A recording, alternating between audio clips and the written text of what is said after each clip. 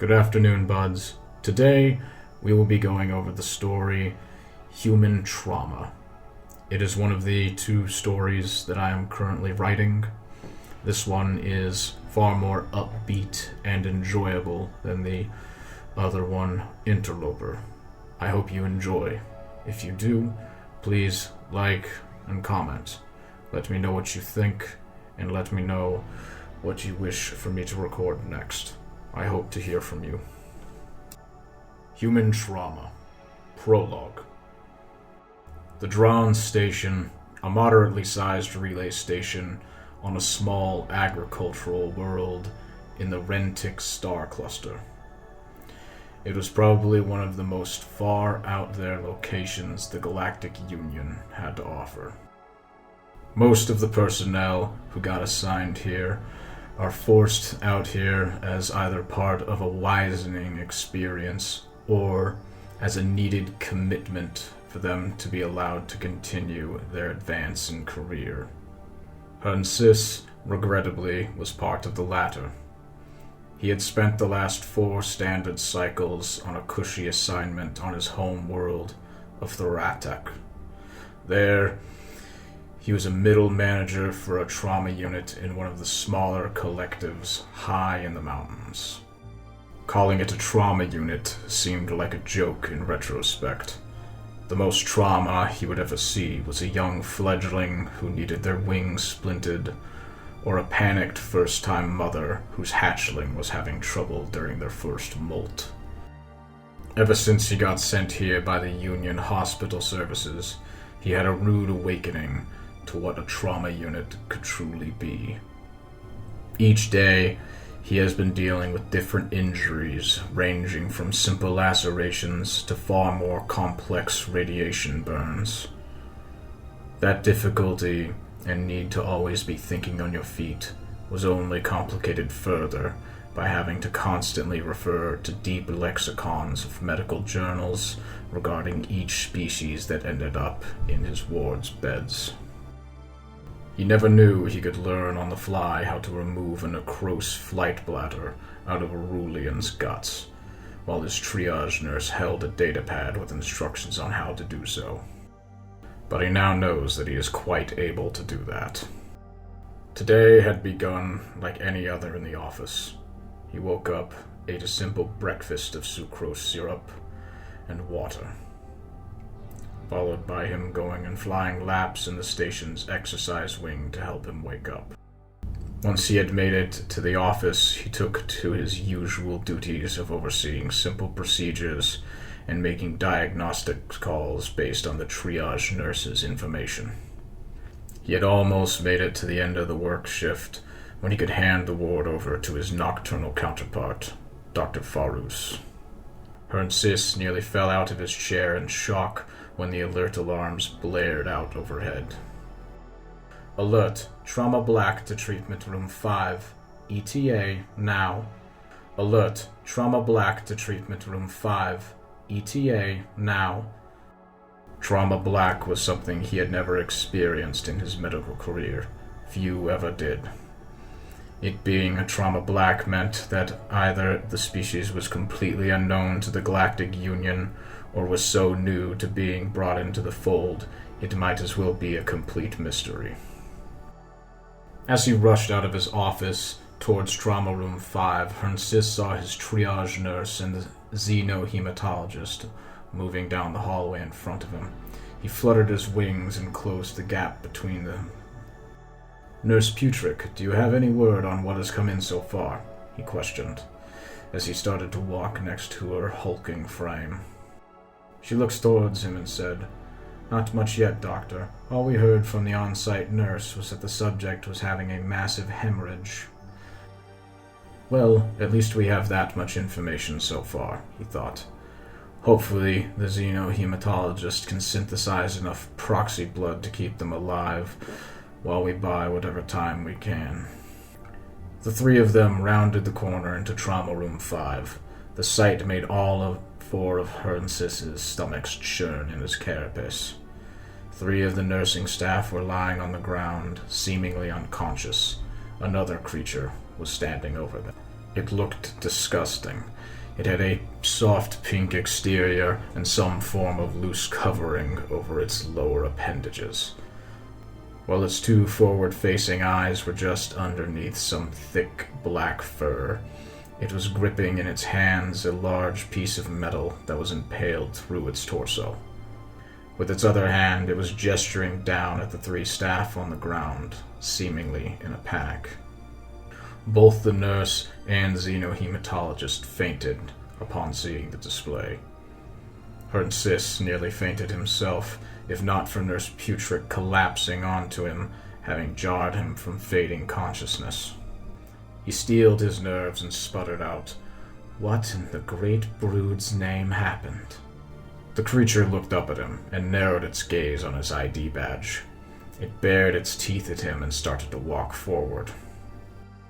Sis felt every fiber of his being scream at him to run from this thing, until it spoke.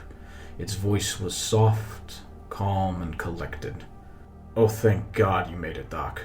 I came in and had this thing covered up." It gestured at the large piece of scrap metal impaling it. "Then, when the nurses took off my coat to see my injuries, they fainted." Sis could tell why the nurses fainted. Nearly every other creature in the galaxy would have died the moment that jagged scrap impaled them. Yet, this thing was still awake, talking, and even making sense. A small part of Sis that he had long since thought died started to stir back to life.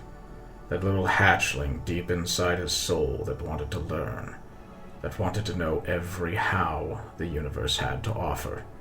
He held up his hand nervously and spoke to whatever this creature was. How are you alive? Much more, how are you up and speaking?" It canted its head at him, as if he had just asked some sort of silly question. "Oh, never seen impalement before? Well, as long as this stays in place, I won't die for a while. Still hurts like hell to have it in my gut, though," the creature said, followed by what Sis assumed to be a sign of amusement. I don't even know where to start with this situation," Sis said in a shock. The creature then made that sound again and patted Sis on the shoulder. It bared its teeth at him again. "Don't worry, Doc. Henry Martinez, Corpsman, Human Navy. At your service." Human? Sis had never heard of that species before. He would have to deal with that later, though. He had to deal with the issue of his unconscious staff, and helping this human first. "Human Martinez, you said you will not die if that's left alone for now, correct?" Sis clicked. "That's right, Doc. I have a while, maybe an hour or so before I start running any active infection risk," Martinez said proudly. Okay. Will you sit down on the bed while I get the others' help?" Sis asked while gesturing to the collapsed staff on the ground. Martinez gave a short salute. "Can do, Doc." He went and sat down on the bed without issue. Sis closed the curtain around Martinez, hoping to prevent any more of his staff from collapsing. He then called in other staff to remove the collapsed nurses and render them aid. After they were removed, he then returned to Human Martinez. He sat down in the chair next to the human and looked at the metal protruding from his gut. "Okay, with that done, do you have any documents regarding your species' physiology or anyone on your ship staff who might?" he questioned. Martinez rubbed the back of his head and glanced away from Sis, making a much lighter version of the sound he had made earlier. "Well, I'm kind of my ship's medical, so I do have documents for you." He then produced a datapad from his garment pocket. Taking it in his hands, Sis began to flip through the pages upon never-ending pages of medical diagrams and drug dosages. He was shocked. Half of what was outlined should spell certain death for any creature, yet these humans seem certain they can survive these treatments. Human Martinez, are you certain these are accurate? I'm not trying to insult your species, but it says here you can survive having your limbs amputated? Hernsis clicked nervously. Oh yeah, we can. Sergeant Johnson lost his leg a few months back, but I got it stitched back on fast enough. While he isn't good as new, he can still run circles around me. The man chuckled. This is astonishing. A creature that can survive not only losing a limb, but having it reattached. These humans are a medical marvel. Flipping through the pages and finding the information on their blood, Hernsis placed an order for synthetic blood on his own datapad. He then found the information on how to treat the injury he was currently looking at. If what he had read so far was true, he had no reason not to believe what he was seeing, even if it seemed barbaric. This treatment seemed more akin to torture than any medicine he had ever practiced. He pushed that thought aside and placed the order for what he needed. Well, Human Martinez, give it a few minutes and the medication and your blood transfusion should be ready. Then we can begin.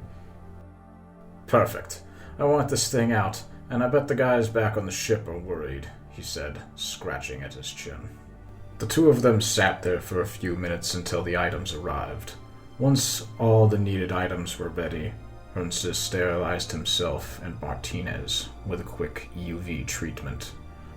His first surgery on a human was the most invigorating and also disgusting thing Hernsis had ever done. He simply had to wrench the item out of Martinez and sew him up. The whole ordeal was done rather quickly, only taking him half the cycle.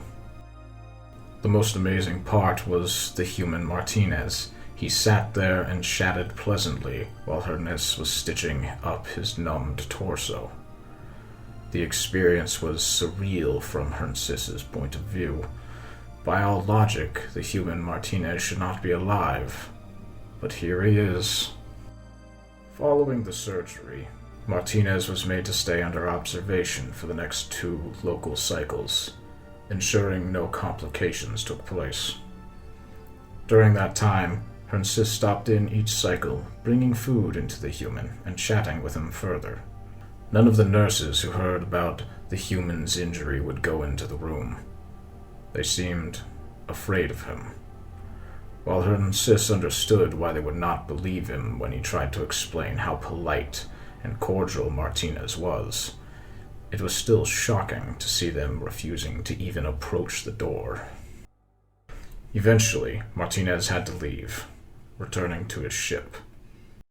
Before he left, he stopped off at Hernsis' office and thanked him for the help and the company while he was recovering.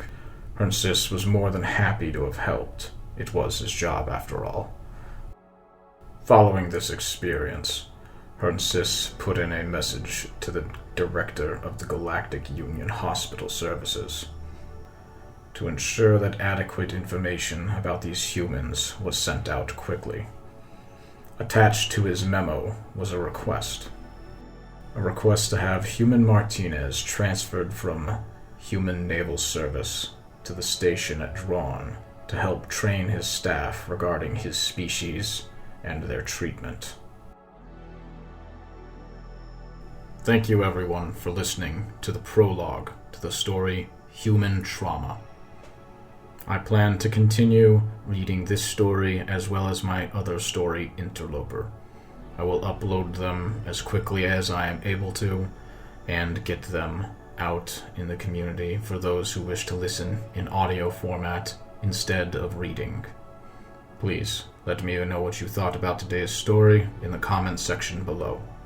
If I could trouble you a little bit further, I wish that you would please travel to the Reddit pages and my Royal Road associated with the stories, and leave a like and a comment at those locations as well, as they help me grow within those communities.